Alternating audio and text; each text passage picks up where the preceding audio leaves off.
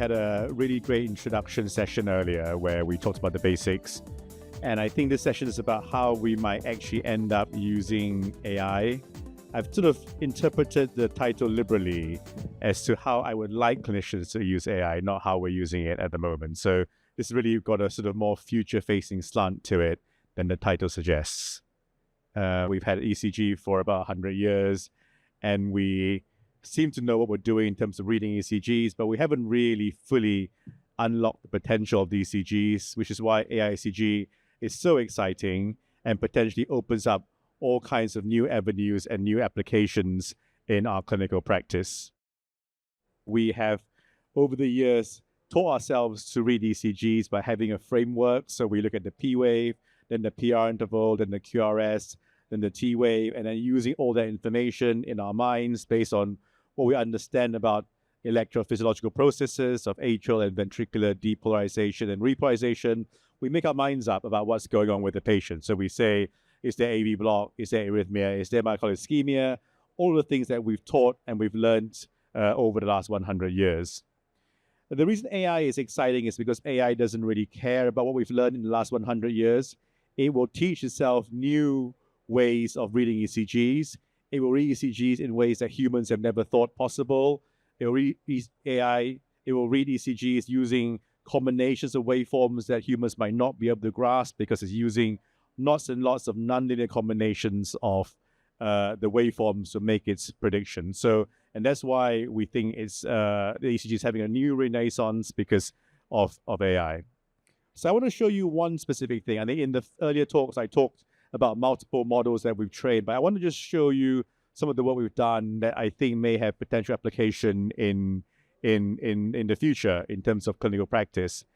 I, in the first session, said that you can provide ECGs to a model and train it to a label. So I give you examples of training it to predict sex or to predict someone's body mass index. But all you need really is lots of ECGs with the label. So how about the label being time to death? Can you predict when someone might die from a single ECG if you have 1 million ECGs and the date of death of each individual? So this is stuff that we published in a paper recently in Lancet Digital Health, and I want to just walk through what we did. So what we did was to train a model with the label here being time of death. So you have an ECG done, and you know over the next 20 years whether that person survives the 20 years follow-up or whether they die.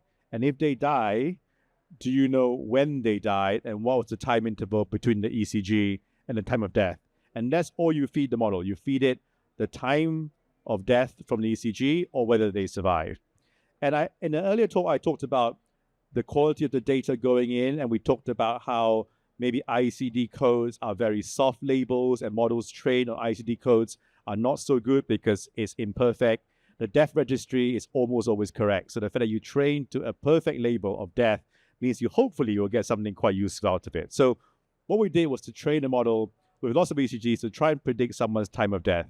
And for each individual, the model will output an individualized survival curve as shown here, where it predicts the likelihood someone is alive or dead over the next 10 years.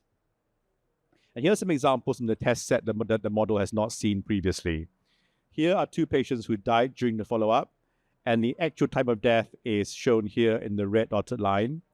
For each of these ECGs, the model predicts roughly accurately when someone might die. So the predicted time of death here is around 6 months, and here around 4.5 years. And what it's saying is when you cross this 0.5 line, the model thinks you're much more likely to be dead than alive.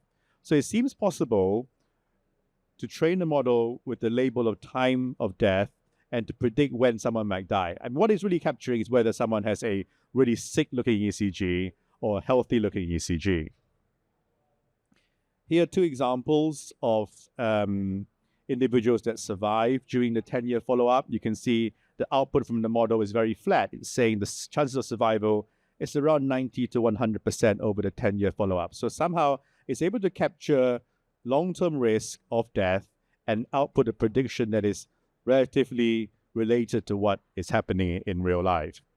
So when we did this, we had some press coverage, but this was a sort of particularly negative press coverage, which I thought says we're going to start using a death calculator that will tell all the patients when they might die and would you want to know. Then, of course, it's not the purpose of the exercise. The purpose of the exercise is to provide clinicians with an overall marker of health and disease and to be able to track them over time. We've discussed a lot at these conferences and recently about remote patient monitoring.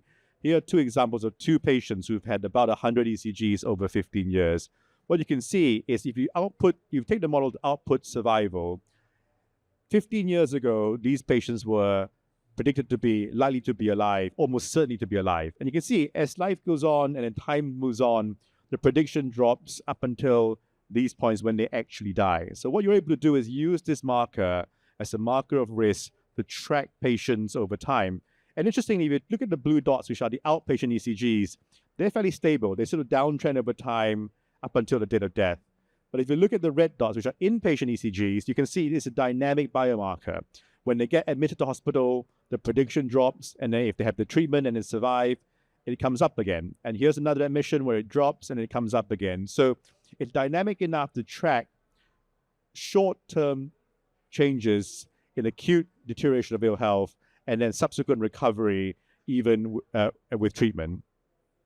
So how can we use it? So if you take, say, run an ECG on 500,000 individuals in a test set and you split them by quartiles based on the output of risk, if your ECG is in the highest risk quartile, that's really bad news because there's pretty much a 75% chance you'll be dead in about 8 years and you're almost certainly dead in 20 years. Whereas if you are in the low risk quartile, that's a much better outlook. You can see that your Kaplan-Meier survival curve over 20 years is a lot better than those in the highest risk. So you might be able to use this to tease out long-term risk from all kinds of disease and eventually mortality.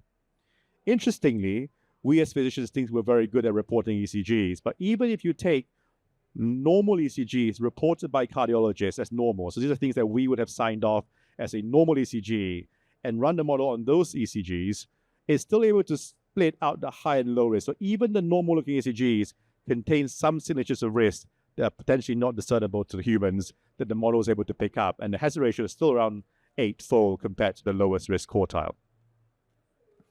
We were keen to externally validate this, so what we do is we test it in lots of other populations. In my earlier talk, I said if you train a model, it might only work in your hospital. So you want to check that it also works in other situations. And so we trained a US cohort, and we tested in 3 Brazilian cohorts and 1 UK cohort, and seems to be doing the same thing across all 4 external validation cohorts. So we were concerned about bias and whether performance would be different across ethnic groups. For some odd reason, AI ECG models, and it's not just ours, are consistent in their performance across ethnic groups, which we thought would be an issue. But we are finding, and other groups are finding, that when you train the model using large quantities of ECG, it seems to perform equally well across all the major ethnic groups and across males and females. So how does it compare? Manoli showed you the slide earlier. We looked at how we currently classify risk of cardiovascular disease and cardiovascular death. And we use a combination of ECG parameters, age and sex, and the risk factors and medical history. And it turns out that if you combine all of those, AI ECG is still better than all of the above. Now, of course, they're additive. What we could do is add AI ECG to all the things that we currently do, and you get a much better prediction if you use everything combined. This is something that we could use in our clinical practice. So why is it useful? So in what situations is it useful to know whether someone might die or not? Well, there are some niche populations where knowing someone's mortality risk changes how you treat them. So in pulmonary hypertension, your choice of vasodilator drug and how aggressive you are is influenced by the prognosis of the patient. So if you're able to capture what the likelihood of them surviving or dying in the next 5 years, you might alter significantly how you treat the patient. And in the pulmonary hypertension cohort, there is, again, clear benefit of using AIG to predict mortality. Those of you who deal with valve disease, again, you know that you might change whether you do a TAVR or not, and when you might treat someone with aortic stenosis based on the likelihood of surviving in the next year or two. So if you know how to predict whether someone with severe AS will die or live over the next few years, you might, again, change your management. So predicting mortality isn't just some sort of odd concept. There are useful situations where knowing whether someone is at risk of dying soon could be helpful in guiding a clinician in making their decisions. We talked earlier about explainability. We talked about how important it is to look at what the ECG is doing because many of these are black boxes and they output predictions without us being able to check. So we've done using variational autoencoders, breaking down the ECG into different morphologies, and we were reassured to find that the highest risk predictions are associated with things that we clinicians understand. So broad left bundle branch block morphology here in red is worse for outcomes. Very odd-looking T waves, biphasic T waves in red, that's higher risk compared to a normal-looking T wave. Abnormal ST segments, like here in red, is worse than the blue traces, which are normal. So we are reassured that the model is at least looking at the right kind of things that we as clinicians have learned over the years in making its prediction. So what we then did was to train models to predict all kinds of other things. If we can predict mortality, why not predict all kinds of other outcomes? And we have fine-tuned the models to predict future heart failure, and others that have done that. We predict future ventricular arrhythmias, future complete heart block, future AF, future ASCVD, with relatively okay C index. I come back, earlier I mentioned CHEST-VASc score. The C index is only 0.6, and yet we use it every single day. These models have seen indices that are better than the CHEST-VASc score in the 0.7s and 0.8s. They're not perfect, but there's certainly an improvement in what we can do. So how will we use this? So what we're trying to do in the hospital is have ECGs on all our patients, run through the models. We're not quite there yet. And imagine you have a patient, outpatient, and then you put it through the model, and the physician sees this. It will see that this person is at high risk of atrial fibrillation, moderate risk of death, low risk of heart failure.